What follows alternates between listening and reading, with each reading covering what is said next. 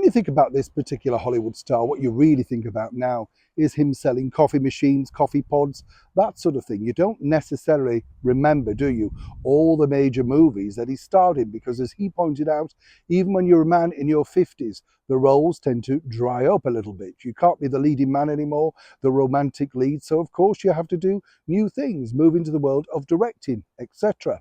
But of course, George really came into a worldwide, shall we say, notice when he made this rather cutting remark regarding his association with the former royals known as the Duke and Duchess of Sussex.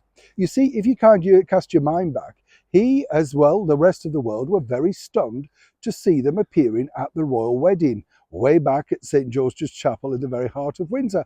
In fact, there were lots of people that we saw that we kind of thought, well, how do they know them? You know, we did know, of course, that Prince Harry had a passing association with Oprah Winfrey. But as we saw, there was an ulterior motive in that particular visit, securing that interview, even at that particular point.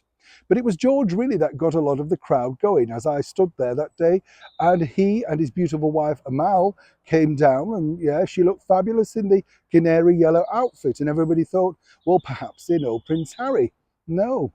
Who did invite them? Well, you know, everybody was searching around, but nonetheless, there was a bit of Hollywood glitter, wasn't there, attached suddenly to the royal wedding. If that wasn't enough, we had the likes of international footballer David Beckham, along with his wife, fashion queen Victoria, James Corden. All of these people apparently appeared very useful at some point. Although I have to say, David Beckham and his wife Victoria have kept a respectful distance from Harry and Meghan, who are very much more staunch supporters of the King and the late Queen.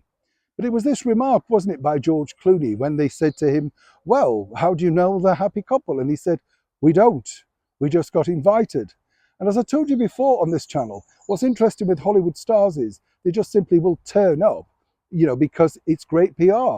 George knew the cameras were going to be there and the world was going to be looking at them, and he looked fabulous. However, fast forward a few years, and according to a very good source, George Clooney regrets that alleged remark, because obviously, as he pointed out, they were very gracious enough to invite him to a fantastic wedding alongside his wife, and it looks a little bit curlish. Of course, another reason could be the fact that when you think about it, it also makes him look rather bad, doesn't it? Because proof that seemingly if you invited George Clooney to your wedding, if you like the look of it, he may turn up. But now, of course, the waters have died down, and according to a very good source, George was claiming that they did kind of know each other in a passing way, very, you know, very, very slight passing, perhaps at a Hollywood party at a wave. Who knows?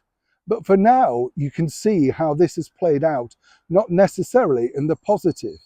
I'm not suggesting this was damaging to Mr. Clooney's career, but the bottom line is one person is clearly being honest, and it did look like at parts Meghan had looked through Google and decided, who can I invite to my wedding to make me look good? Oh, I know, the international film star George Clooney. Everybody will want to come. He turned up, but of course, naturally, according to many, said the wrong thing. And for now, confusion reigns. But the bottom line is, you don't have many friends in Hollywood for long, particularly when your career could look to be on the skids. And we're not talking about you, George. Neil Sean in the very heart of London.